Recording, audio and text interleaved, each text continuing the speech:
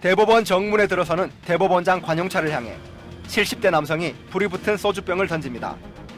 재판에서 자신이 만든 배합 사료가 친환경 사료로 인정되지 않은 불만을 극단적 방법으로 표출한 이 남성은 결국 경찰에 붙잡혀 구속됐습니다. 이 사건은 당연 무효입니다. 당연 무효입니다. 70년 사법사상 처음으로 대법원장을 겨냥한 화염병 테러는 국민의 신뢰를 잃고 권위가 떨어진 법원의 상황을 단적으로 보여주는 일로 각인됐습니다.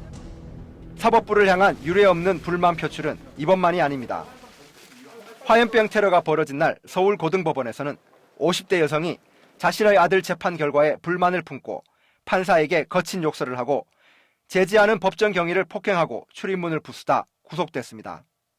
지난 5월에는 KTX 해고 승무원들이 사상 처음으로 대법원 건물을 기습 점거하고 시위를 벌이기도 했습니다.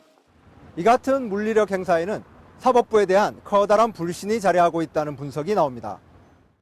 지난 6월 리얼미터의 설문조사에서 사법부 판결을 신뢰한다는 응답은 조사 대상자 가운데 27.6%에 불과했습니다. 2배가 넘는 63.9%의 응답자는 사법부 판결을 신뢰하지 않는다고 답했습니다. 올해 10월 법원행정처의 의뢰로 고려대 산학협력단에서 한 조사에서도 국민의 사법부 신뢰도가 입법부나 행정부에 못 미치는 것으로 나타났습니다.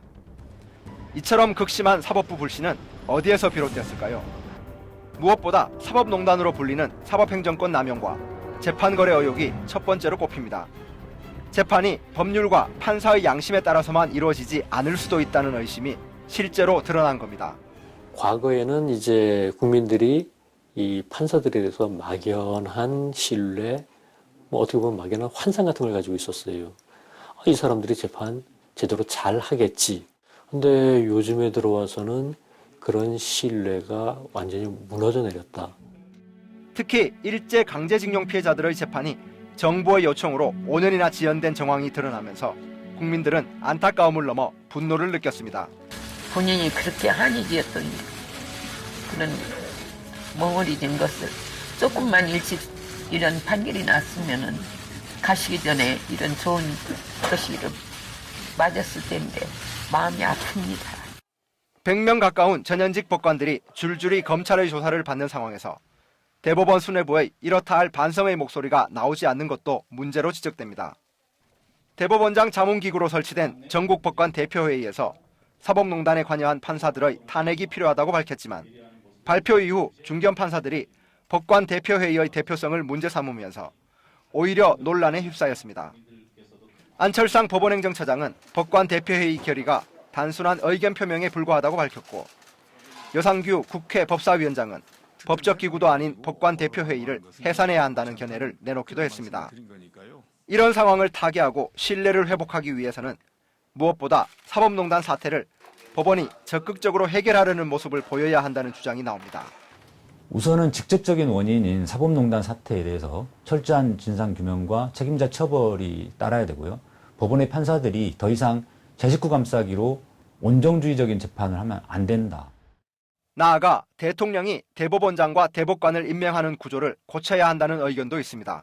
근본적인 원인은 이제 대통령이 대법원장이나 대법관을 임명하는 시스템이 있습니다. 다시 말하자면 양승태 전 대법원장이 이 상고보험 필요하다고 청와대 쫓아가지고 대통령 만나가지고 부탁하는 이게 어떤 상부의 수장으로서 대등한 위치에 있는 게 아니라 상하관계에 있는 것으로 보이지 않습니까?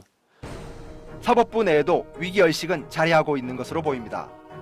대법원은 자체 조사에서 사법행정권 남용 의혹이 제기된 판사 13명에 대한 징계를 논의하는 한편 사법행정 개선을 위한 내부회의도 이번 주에 엽니다.